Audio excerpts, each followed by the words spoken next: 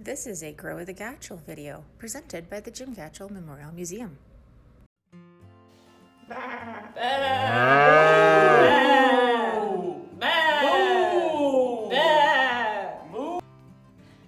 Hello, as educator of the Jim Gatchell Memorial Museum, I'm here to talk to you about the Johnson County Cattle War, why you should know about it, and why some people don't think it's that big of a deal to know about it. Well, first of all, from that lovely intro you saw, it is not between sheep herders and cattle ranchers. It is actually between just the people who owned the cattle.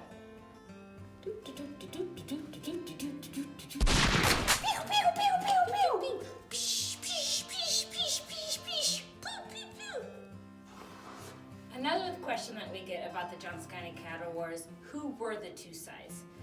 So, one side was your wealthy investors from back east in Europe. The other side, of course, is our independent homesteaders and ranchers. Why were those two sides fighting? Well, let me show you Mel Gerhold's lovely mural that we commissioned for him. This is a great example of explaining what the Johnson County Cattle War was about. These individuals would represent those wealthy investors from back east in Europe.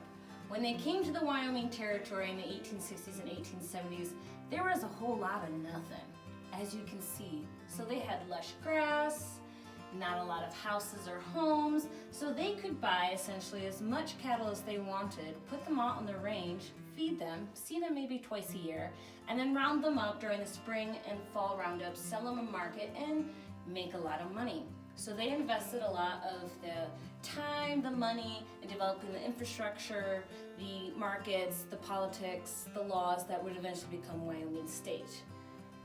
Then, going back to our cowboy and cowgirl duck, we start having the Homestead Act taking fruition in Wyoming, where the homesteaders start coming in, and then you have what it boils down to is a competition over resources. We start seeing lack of grass, a little bit too much cattle.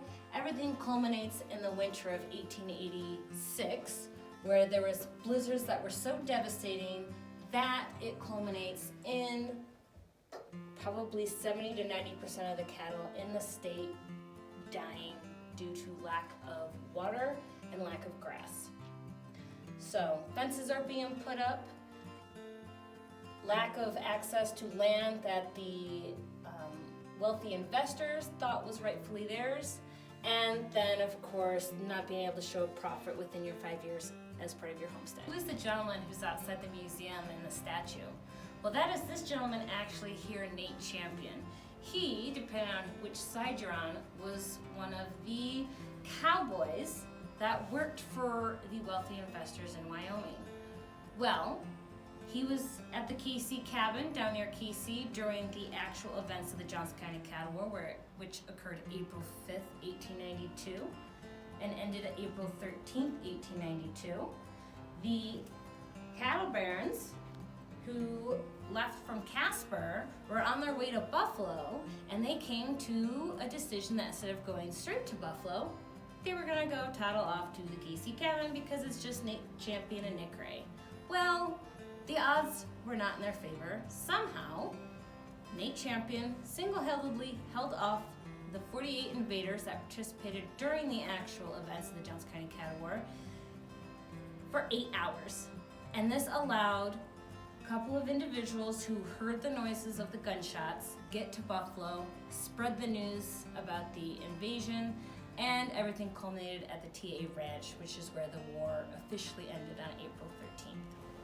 I mentioned the TA Ranch. The reason I mentioned the TA Ranch is everything culminated with the 3-day siege at the TA Ranch. This diorama depicts the Go Devil, which is what the independent ranchers and homesteaders supposedly created to push into the barn where a lot of the invaders were held. Surprisingly, for the amount of bullets flying for those 3 days, not too many invaders or homesteaders were killed or injured. The guards came riding in from Fort McKinney. The invaders were put into jail, and they were eventually taken down to Cheyenne for their trial.